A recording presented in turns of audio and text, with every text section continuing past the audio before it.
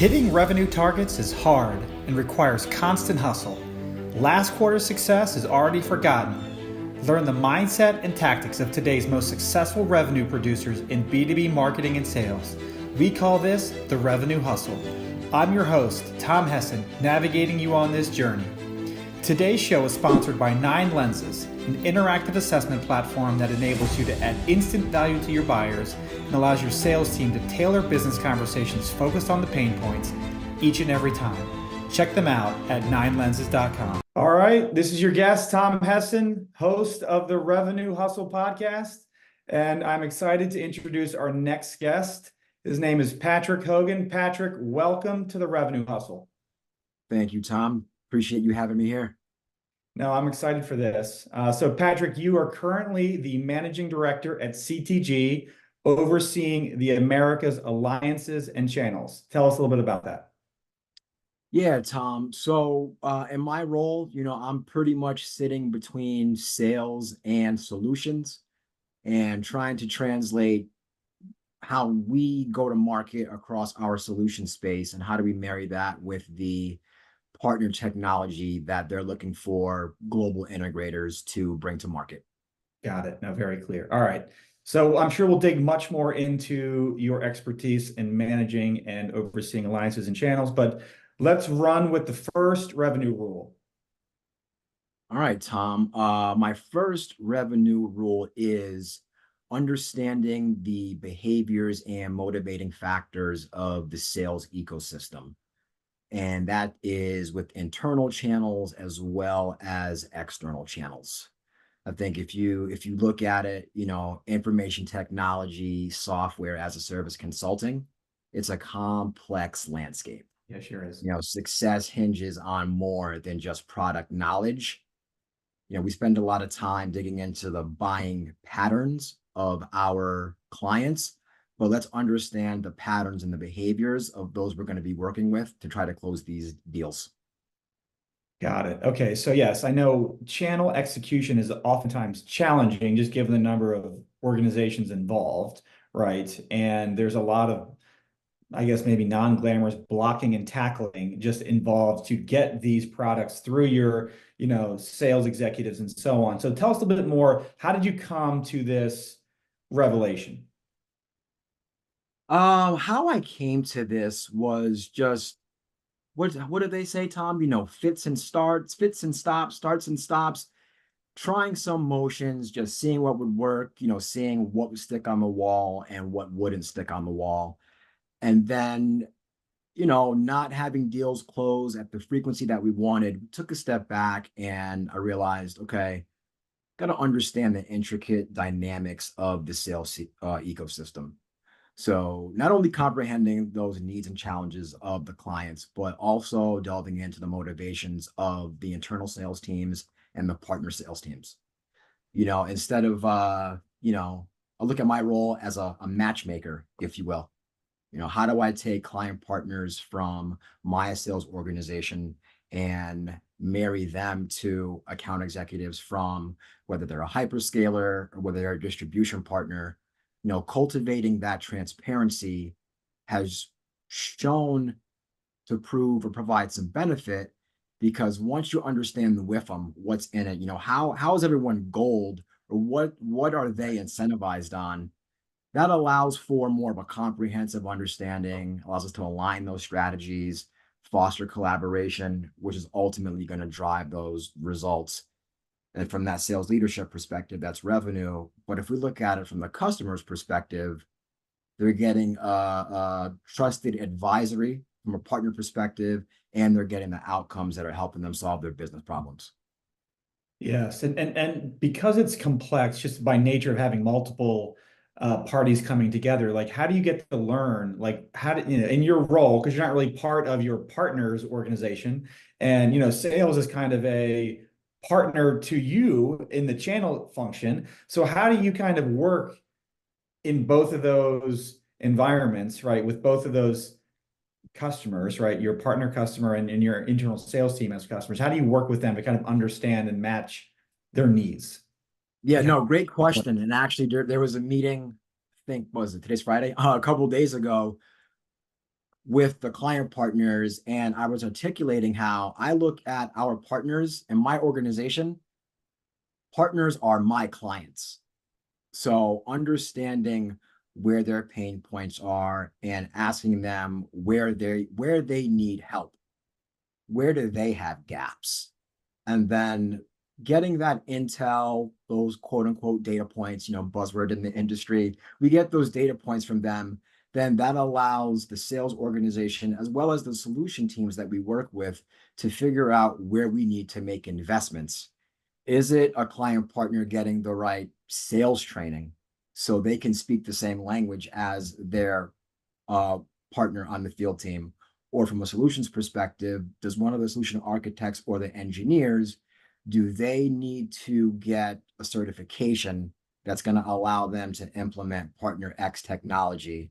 So where a lot of my time up front, Tom, is really understanding the respective partner landscape and ecosystem. Again, we talked about it's more than the product, but what's important for the partner or my client is they want to vet partners like us. Because as you could imagine, a lot of these partners, they've got thousands, if not hundreds of thousands of partners. My job and what excites me is how can I work internally and amplify our differentiation so the partners keep us top of mind. And how I'm goaled by my leadership is inbound leads from partners. Well, the partners are only going to do that as best as we credentialize ourselves and vet ourselves during that courting period. I got you. You're right. So you have to sell yourselves, your capabilities and say, hey, we're going to take your product and package these services around it. And in theory, that would differentiate your partnership with them than others, right? And Absolutely. so that way you will get leads, so to speak, right, from your partners to say, hey, we've got this client need that meets, like, we think we need our bundled solution that you guys are providing, right? That's the hustle.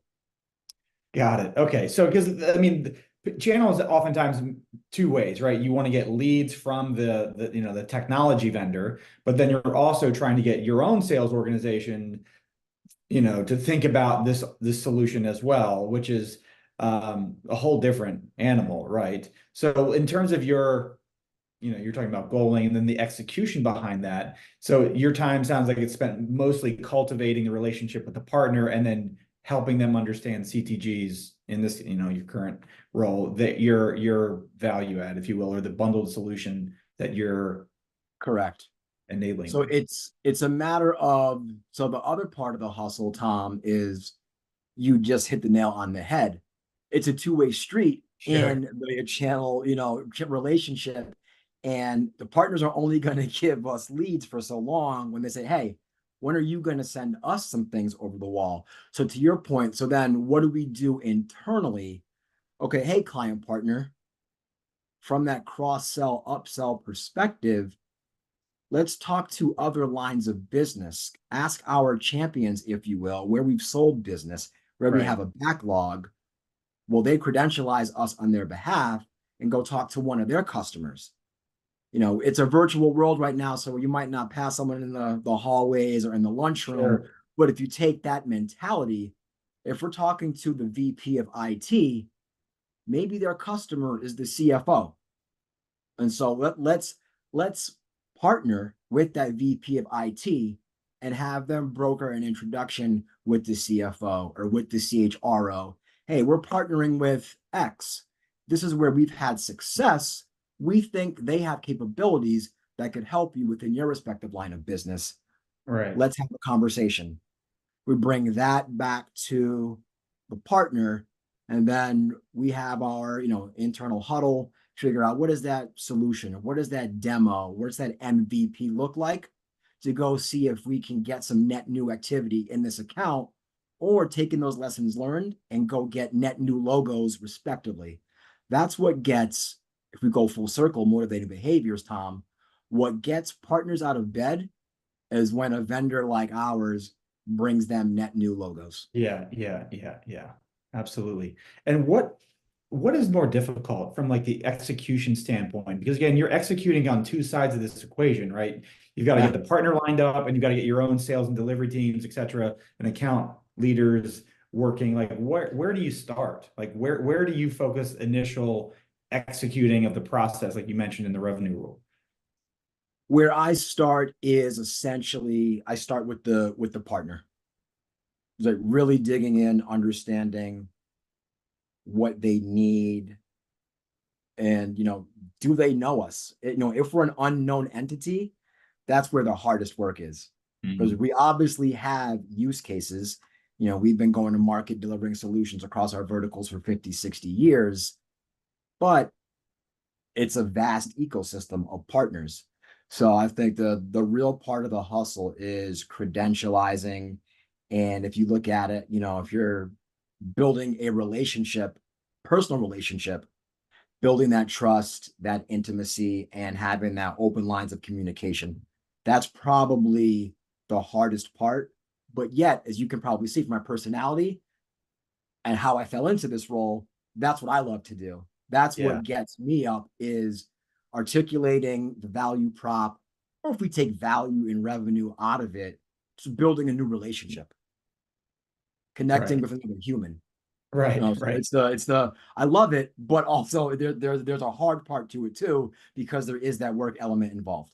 Yeah, yeah, because you're always vying for mind share on there, from your partner side, because they've got countless, I don't know, number of partners that you're. I like how you put that. I'm gonna steal that. Yeah, it's vying for mind share, 100%. Yeah, and so when you like, how do you manage that across X number of partners? I'm sure you've got like top tier partners and second tier partners. Like, how do you just manage your own time as it relates to which ones need investment? Great question. So actually, in preparation for an upcoming meeting, I'm articulating that across, three pillars or three columns. There's strategic, there's growth, and there's reactionary. And it goes, I'm spending the most of my time on that strategic. And then, depending on the hot growth partner of the day or of the Right. cycle, we'll focus some efforts there. And then there's reactionary. And, in our business, ultimately we're gold on revenue. So aligning, you know, allocating revenue towards my strategic and my growth partners is pretty much how I have learned to spend my time and where to spend my time. Because I think we talked about this a few minutes ago. It's easy to get stuck in the hamster wheel, chasing multiple partner motions, co-sell activities. And as I said, seeing if it's going to stick on the wall. That isn't, just from a mental health perspective, it doesn't do anyone any good. But Right. it's the old adage of, if we can align strategic growth and reactionary, it's working smarter, not harder, if you will. Yeah, yeah, because it gives a nice framework for how you and others think about the investment that you guys are collectively making, right? Because you can't give everyone equal investment, right? That never is Right. And it's never. like, we're not going to be successful if I'm exerting all of my calories on one partner, whereas maybe our solutions team, our developers, maybe we have a gap in that skill area. Maybe that's where we need to make an investment. Or based on our area of expertise, maybe it makes sense for us to shift the balance, if you will, within one of those columns. So it's that constant desire to have synergy across all of the functions. So sales, solutions, and channels. And that fourth dimension is also the partner, but then also too weaving in marketing. Okay, we have these solutions. To your point, Right. we rely on our marketing efforts to help us get leads that we could provide to our partners, if you go back to that two-way street relationship. Right, right. And how do you find educating your sales teams about this partner solution that you guys have kind of cooked up, right? With your investments you've made in the technology or skills with their software, et cetera, and then going down phase two, which is getting your sales teams and client executives knowledgeable and Enabled. yeah, enabled. Perfect. Yeah. Yes. So that is probably the second area of focus from the partner relationship perspective, it's developing that relationship with the partner and then really dialing in and having hyper focus on sales enablement. It's like, do you want my client partner to go watch a video for an hour or 90 minutes? They're busy hustling, trying to close their book of business. What are the talking points in the messaging that they can go deliver to our clients around the product capabilities that the partners have? Because a lot of it sometimes it's new technology or it's a new motion. So it's the constant laying out that training plan, and then also being transparent again internally with the client partner. Hey, how does this product or this solution from our partner, how's it going to help you not just meet your quota or exceed your quota? Or hey, if we look at this partner and their solution, maybe that's going to go allow us to expand in that greenfield space that I know you're being tracked or how you're being metriced. So it's that connecting the dots and bringing them something that they can go use like yesterday as they're prospecting or as they're calling on current clients. So yeah, the enablement piece is where we spend a lot of the time, to your point, once we get into phase two. Got it. I'm just taking some notes here. No, that's great. Yeah, because you're right. It is a two-way street, and I thought you did a nice job. So it's differentiation to the partner in order for them to send you leads, and then you have to enable your entire team that is customer facing to be able to speak intelligently to a degree that at least gets opportunities that you can channel back to the partner for net new. Enough to make them quote unquote dangerous, so they Yeah. want to move into that statement of work or scoping conversation after the first date, if you will. Yeah, yeah, Exactly. yeah, yeah. Yeah, no, no, that's great. So, and I know there's a lot of execution in just the mechanics, right? Because every sales is a process, right? And salespeople, whether it be the partner, their sales team selling your bundled solution or giving you leads, or your sales team that brings leads to the partner, there's just a lot of sales process, right? About who do I call? Who do I need to get from the partner?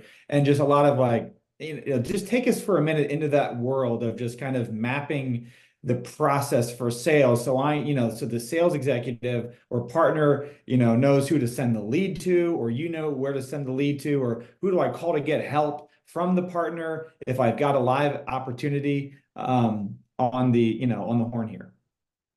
So that organically leads us to our second revenue rule. Okay, perfect. Let's go there.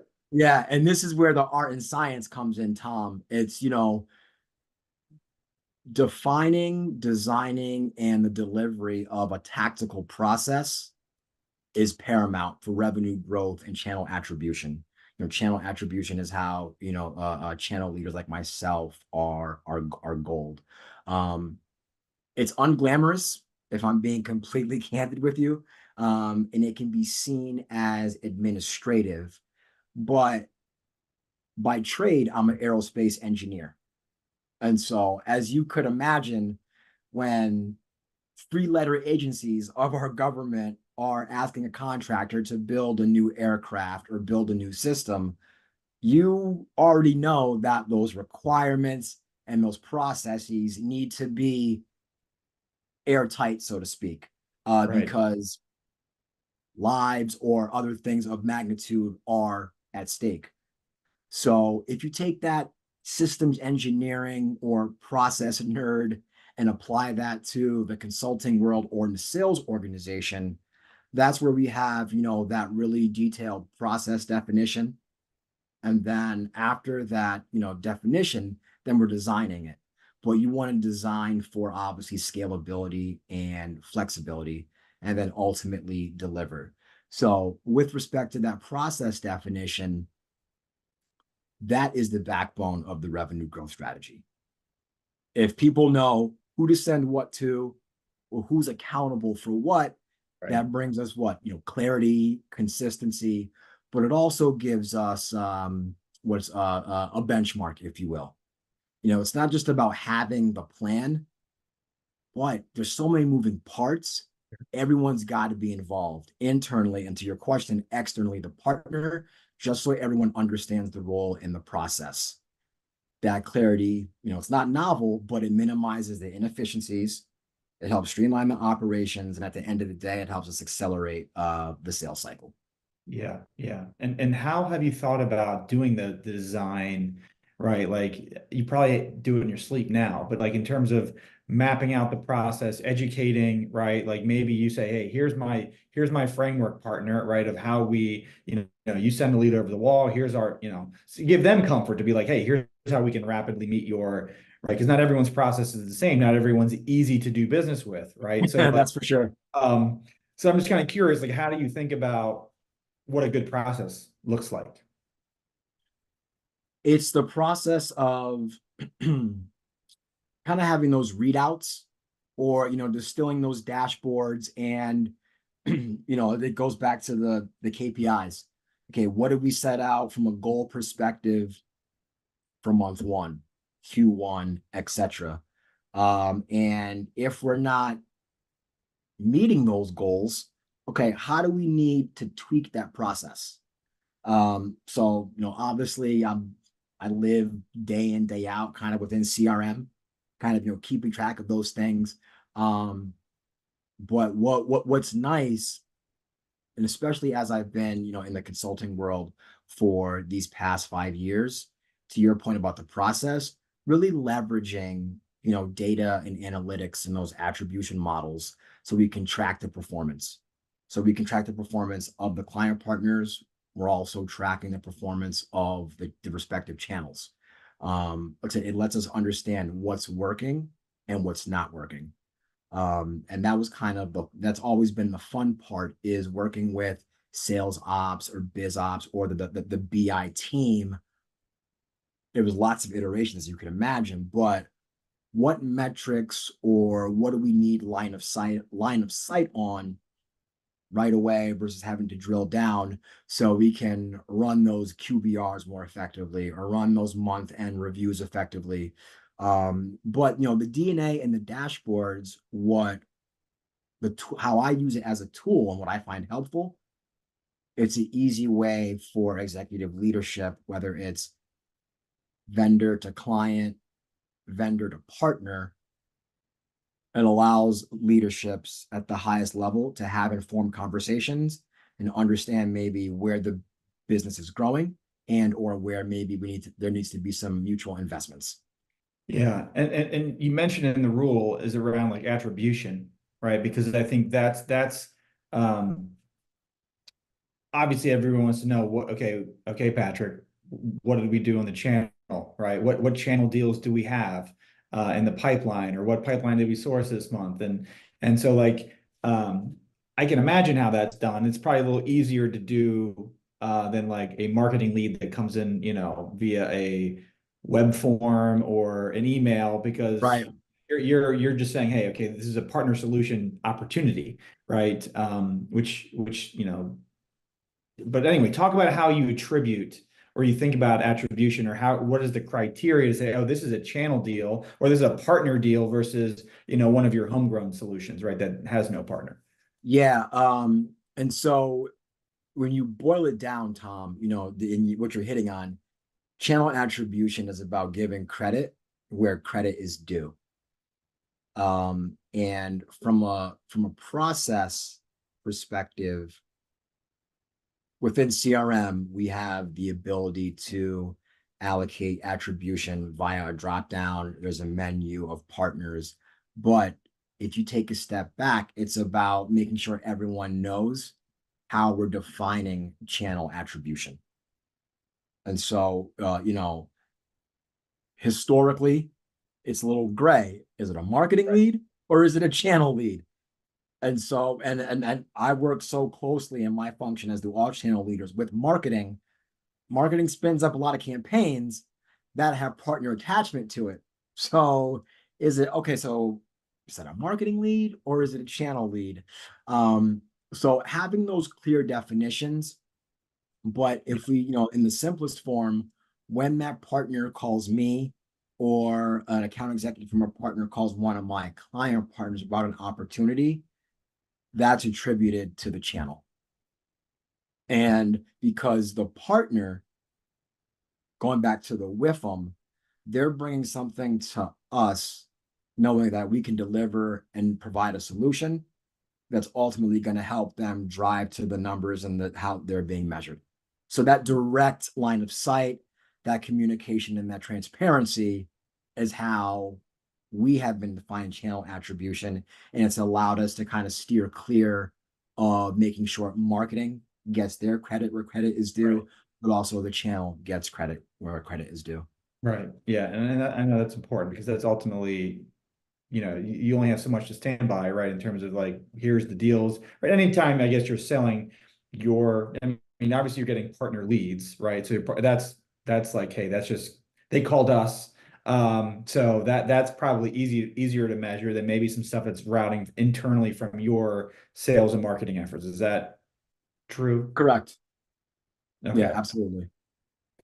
Right. And then, yeah, that makes sense. So, um, and like, how do you measure the health of the process? I mean, you were talking about the KPIs, maybe that's just that you've got these dashboards, but you've got goals, you're tracking against those goals, and is that kind of how you measure the health of any one partner? Yeah, no, great question. So I think some of the two metrics that come top of mind are the kind of, the win-loss rate. Once we get this qualified lead at the top of the funnel,